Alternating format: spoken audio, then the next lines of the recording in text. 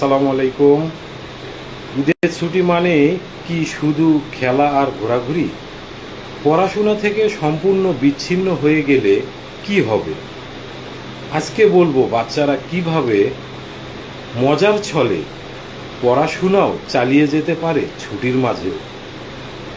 পড়াশোনার সময় 30 মিনিট প্রতিদিন, খুব বেশি না, দিনে মাত্র 30 মিনিট একটা নির্দিষ্ট সময় ঠিক করে দিন।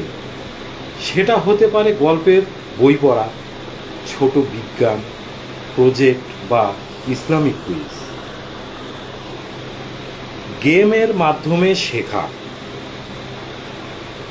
গজল, কুইজ, ক্যাশ কার্ড, এগুলো খেলার মতো দেখলেও শেখার দারুণ উপায়।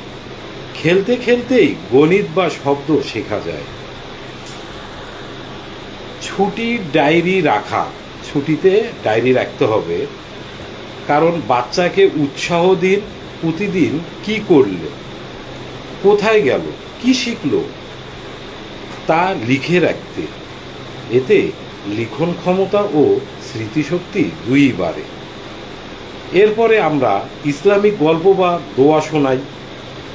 ইউটিউবে ইসলামিক শিশু গল্প বা ছোটদের জন্য তৈরি দোয়া শোনার চ্যালেঞ্জগুলো থেকে শিখতে পারে সহজেই। তারপরে পরিবার কেন্দ্রিক শেখা।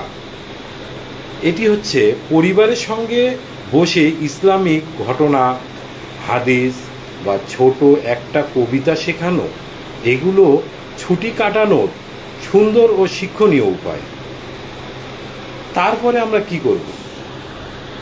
উপসংহার: ছুটি মানেই যে পড়াশোনা থেকে দূরে থাকা তা নয়। একটু পরিকল্পনা আর আনন্দের ছলে শেখাতে বাচ্চারা শিখবে আরও বেশি, আরও মজা করবে। সবাইকে ধন্যবাদ। আসসালামু আলাইকুম। সবাই ভালো থাকবেন।